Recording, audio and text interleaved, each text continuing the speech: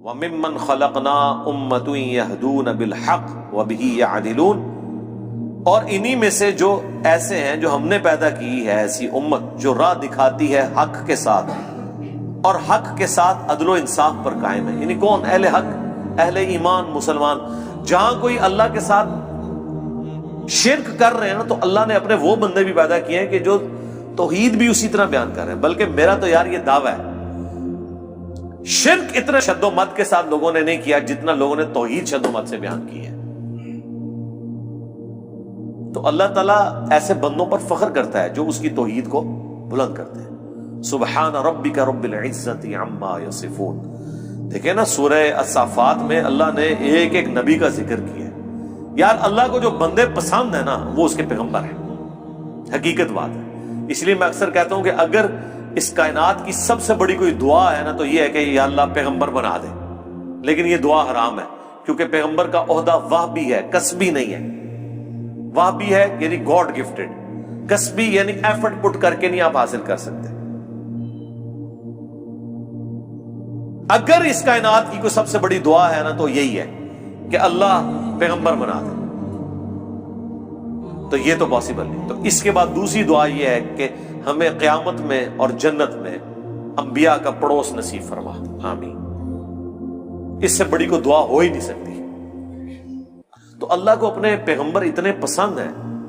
اللہ تعالی اتنی تعریف کر رہا ہے ابراہیم کی کہ اللہ تعالیٰ کے لیے بس ابراہیم ہی ہے انسانیت میں. اس طرح ذکر ہے. اللہ تعالیٰ کیا فرماتا ہے؟ ابراہیم جس نے ہم سے وفا کی، سورہ النجم میں. سورۃ البقرہ میں اللہ تعالیٰ فرماتا ہے جب جب آزمایا ابراہیم کو اس کے رب نے تب تب وہ کامیاب ہوا. پھر سورہ الصافات میں تو بڑی قربانی کا ذکر ہے کہ بیٹے کی قربانی مانگی. پھر اللہ نے کہا کہ سلام علی ابراہیم، سلامتی ہو ابراہیم کے اوپر. یوں ہی ہم جزا دیا کرتے ہیں اپنے نیکوکار بندوں کو. ہم نے اس کی قربانی کو انسانیت میں ہمیشہ کے لیے زندہ کر دیا. آج امت محمدیہ ہے لیکن قربانی کو کہتی ہے سنت ابراہیمی، حج کو کہتی ہے سنت ابراہیمی، اسلام کو کہتی ہے دین ابراہیمی. ملت ابیکم ابراہیم هو سماکم المسلمین من قبل وفی ھذا. یار چھوڑ دے سب سے بڑی بات رسول اللہ. قل اننی ہدانی ربی الی صراط مستقیم. اے نبی تم فرماؤ مجھے تو میرے رب نے سیدھا راستہ دکھا دیا. دینا قیما ملت ابراہیم حنیفا، دین جو کہ قائم ہے ابراہیم کی ملت پہ جو سب سے ٹوٹ کر ایک اللہ کے ہو گئے تھے. وما کان من المشرکین، وہ مشرک نہیں تھے.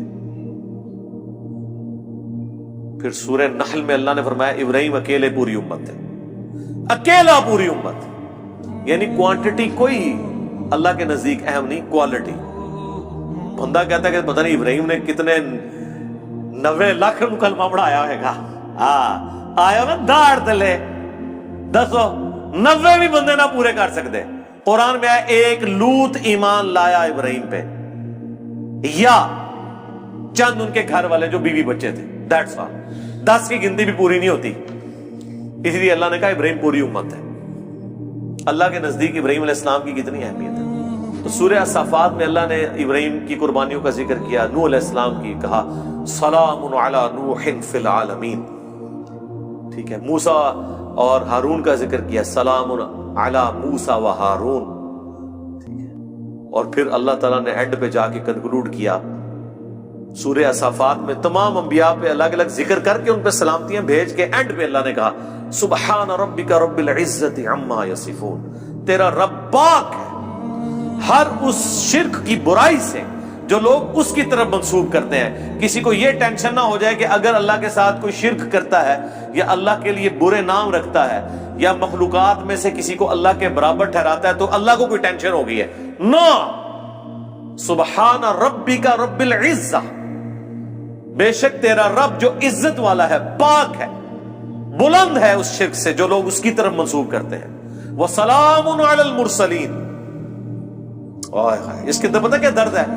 اللہ کہتا ہے ہمارے لیے تو ہمارے پیغمبر ہی کافی ہیں، سلامتی ہو ہمارے پیغمبروں پر، انہوں نے ایسا حق ہمارا ادا کیا کہ پوری انسانیت گمراہ بھی ہو جائے نا ہمیں کوئی پرواہ نہیں ہے۔ ہمارے جو سچے بندے تھے، ابراہیم، موسیٰ، عیسیٰ، نوح، آدم، محمد رسول اللہ صلی اللہ علیہ وآلہ وسلم، ان پر سلامتی ہو، والحمدللہ رب العالمین، اور تمام تعریفیں پھر اللہ کے لیے۔ اس لیے میں نے درود شریف پہ جو لیکچر دیا تھا نا، اس میں نے کہا تھا کہ سب سے بیسٹ درود وہ قرآن کے اندر آ گیا، سبحان ربک رب العزت عما یصفون وسلام علی المرسلین والحمد للہ رب العالمین۔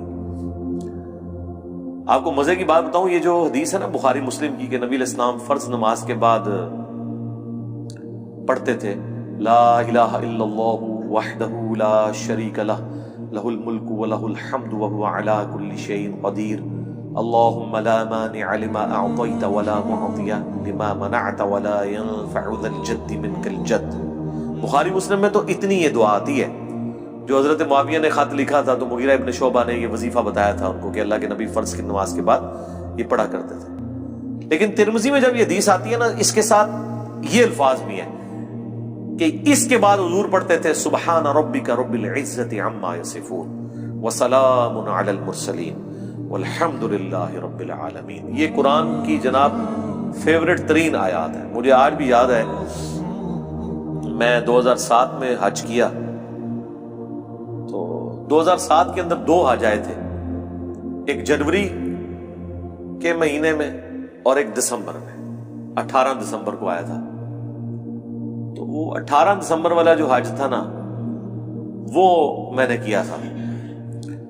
تو میدان عرفات میں اس ٹائم تو ظاہر ہے ہم نئے خود ابھی رائے حق کے مسافر تھے، ابھی تو پتہ ہی نہیں تھا کہ اللہ نے کتنا بڑا کام لینا ہے، میں نے تو ابھی کوئی ویڈیو ریکارڈنگ بھی شروع نہیں کی تھی۔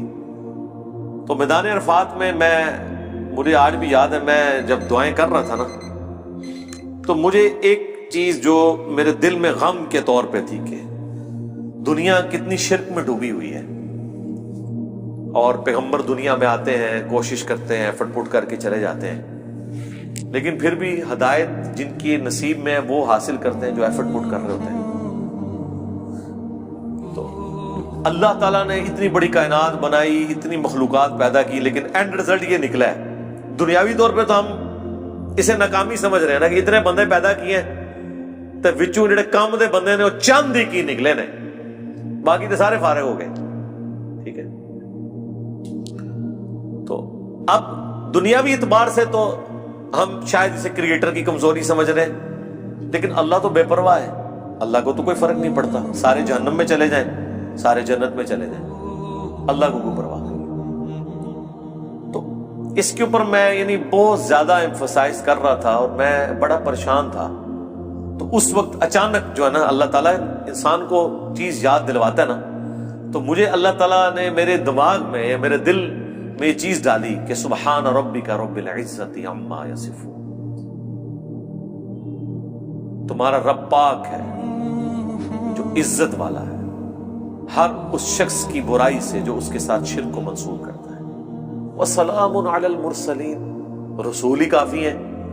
ویسے تو اللہ رسولوں کی عبادت کا بھی محتاج نہیں ہے، لیکن اگر اللہ تعالیٰ نے مخلوقات میں پیدا کیا ہے تو وہ رسولوں نے ایسا بیسٹ پرفارم کیا ہے کہ اللہ کہتا ہے ہمارے رسول ہمیں کافی ہیں، والحمدللہ رب العالمین، تعریفیں تو ساری اللہ کے لیے۔ تو میں نے پھر اس وظیفے کو ہمیشہ حرز جان بنا کے رکھا۔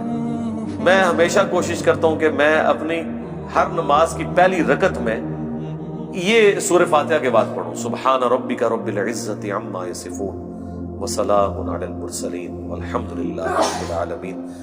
میں نہیں سمجھتا کہ اس سے بیسٹ الفاظ میں آپ اپنے رب کی طرف رجوع لا سکتے ہیں۔ ساری گمراہیاں، سارے شرک اللہ کو کوئی نقصان نہیں پہنچا سکتے۔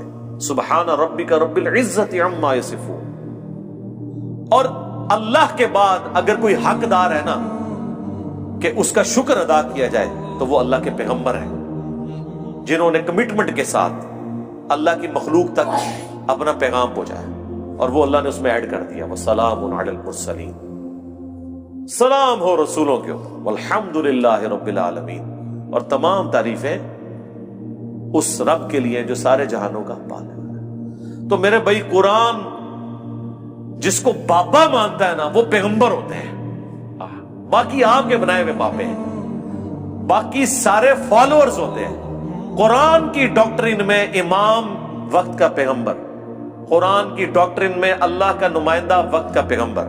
اس لیے سورہ زمر میں آتا ہے جب جہنمی جہنم میں پھینکے جائیں گے نا تو فرشتے پوچھیں گے تمہارے پاس کوئی پیغمبر نہیں آیا تھا؟ وہ کہتے ہیں آیا تو تھا لیکن ہم نے جھٹلایا۔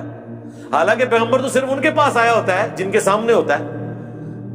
جب ہم سے پوچھا جا رہا ہوگا کہ آپ کے پاس کوئی پیغمبر آیا تھا، ہم کہیں گے کہ آیا تھا تو ہماری موجودگی میں تو نہیں آیا۔ اللہ جس کو امام ڈکلیئر کیے ہوئے وہ وقت کا پیغمبر ہوتا ہے، چاہے آپ نے اسے دیکھا ہے یا نہیں دیکھا، آپ اس کی زندگی میں ہیں یا نہیں ہیں۔ آپ کے لیے جس کو اللہ نے پیغمبر بنایا نا، اللہ نے آپ کو اس کے ریفرنس سے، اور یہی قرآن میں ہے کہ ہر شخص کو اس کے امام کے ساتھ اٹھایا جائے۔